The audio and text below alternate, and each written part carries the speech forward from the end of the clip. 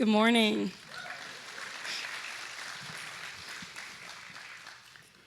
There was a time in my life when I was full of anger and would self-harm. Then I came to know Jesus, and now I am understanding and learned to love myself. If you don't know me already, I am Cait Disser, Pastor Jeremy's youngest daughter, and I am a junior in high school, and I'm also a cheerleader.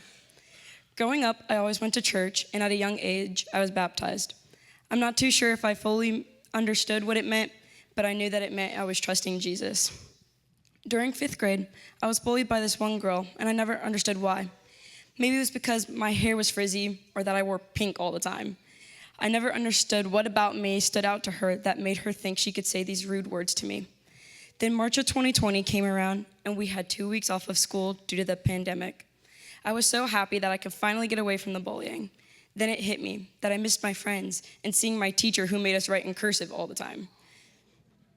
The indoor recess where we would play board games, and the outdoor recess where we would run around and make up fun games for us to play. I even missed our hot lunches where I would beg my mom to let me get Chick-fil-A or Culver's when the days came around. Finally, the school year ended. I told my class through Zoom that I wouldn't be there next year and that I was transferring to a new school. I already had made some friends at that school, so I was excited. I hated 6th grade because I was bullied for how I dressed, how my hair was done, how my face looked. 7th grade was one of the worst years of middle school. I pulled away from God a lot because I blamed him for the people being rude to me. I changed up my look from low ponytails with my natural curls to flat ironing my hair every day. I started to wear makeup, crop tops, and shorts that didn't almost come down to my knees. Towards the end of 7th grade, all my friends stopped talking to me except for one. I started to self-harm. Feeling that sting against my skin made me mad for who I was. I would explain it as I was cutting away what I didn't like about myself. The last day, we all made up like nothing ever happened between us. 8th grade was a roller coaster. I completely forgot about God and his importance in my life. But sure, I still went to church, but I didn't pay attention anymore. I didn't like going to youth group anymore, and I stopped doing the things I liked. I was rarely home. I was always at the local Dairy Queen with my friends where we would eat and talk about life. One of my close friends was the only one who knew how I felt. And being honest now, I felt worthless and like a waste of space. I didn't have a desire to keep going. I became short-tempered with people, especially my parents. Every little thing would set me off. Clean your room, help load the dishwasher, clean the bathroom, please. Summer came around and I was always with my best friend and her family. I didn't like being at home because I always felt alone. My brother had moved out and it felt like a piece of me left with him. After years, finally him and I had become inseparable. We were always hanging out whenever I was home, and then he left, and I wasn't me. Freshman year, I was finally in high school, but the first semester felt so rushed because of November of 2023, I found out I was moving across the country to a place I didn't know, and it's called a fun state called Nebraska. After touring the town, I had fallen in love with it. I felt a sense of peace. My parents and I returned home to Indiana, and everything was rushed again. I had said goodbye to my friends, and December 30th, if I'm correct, we made it here. I would say the first few months were extremely hard on me, as I was now a new kid at the high school.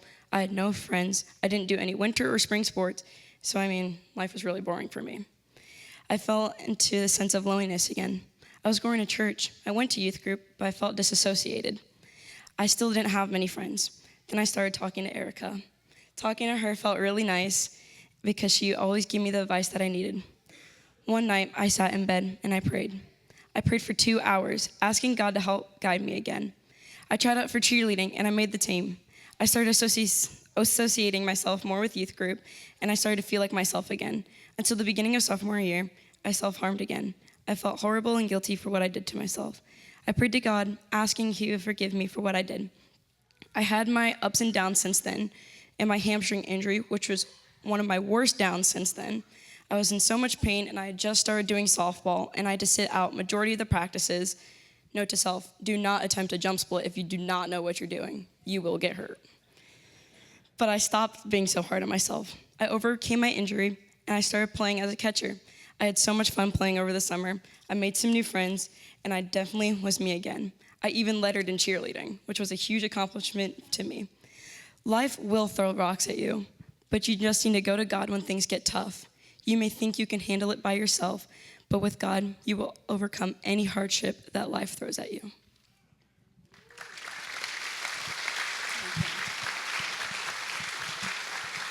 Good job.